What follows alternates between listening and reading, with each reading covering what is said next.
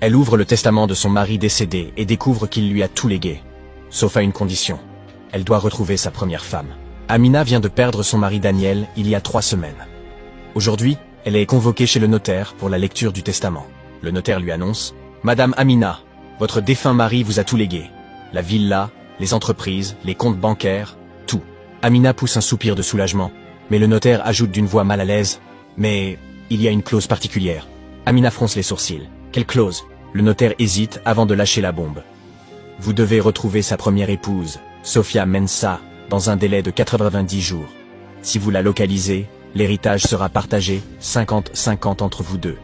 Si vous échouez, tout ira à des œuvres de charité. » Amina se lève brusquement, choquée. « Quoi? Quelle première épouse? Daniel ne m'a jamais parlé d'elle. » Le notaire lui tend une enveloppe.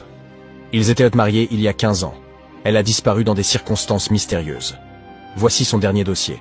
Le soir même, Amina ouvre l'enveloppe chez elle, les mains tremblantes. À l'intérieur, une vieille photo de mariage. Daniel, plus jeune, souriant à côté d'une belle femme. Au dos, une inscription. « Sofia, mon premier amour. Pardon. » Amina pleure de rage. « Pardon? Pardon de quoi, Daniel ?» Elle appelle sa meilleure amie Rita qui lui conseille. « Peut-être que cette femme est morte? Tu ne trouveras rien et l'argent ira à la charité. » Mais Amina refuse. « Non, je vais la retrouver. Je vais découvrir qui elle est et pourquoi Daniel a fait ça. » 2 jours plus tard, Amina engage un détective privé. Marcus, le détective, lui présente ses premières découvertes. Sofia Mensah. Dernière trace. Un village à 400 km d'ici, il y a 10 ans. Après, plus rien.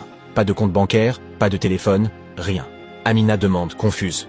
Comment quelqu'un peut disparaître comme ça? Marcus répond.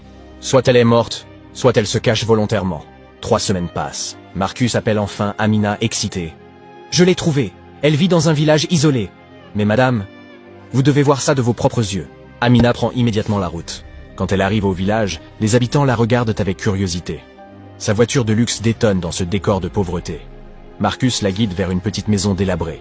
Devant la maison, une femme maigre lave du linge à la main. Ses vêtements sont usés, ses mains abîmées par le travail manuel. C'est Sofia. Marcus s'approche. Sofia Mensah? Sofia lève la tête. Ses yeux rencontrent ceux d'Amina. Un silence lourd s'installe. Sofia demande d'une voix calme mais ferme. Qui vous êtes? Amina, la voix tremblante, répond. J'étais la femme de Daniel. Le visage de Sofia se fige. Elle lâche le linge et se redresse lentement.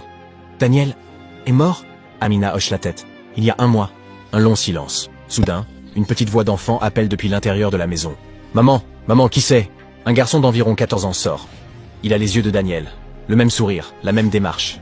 Amina sent ses jambes faiblir. Elle demande, choquée. C'est son fils? Sofia regarde Amina droit dans les yeux, les larmes coulant sur ses joues.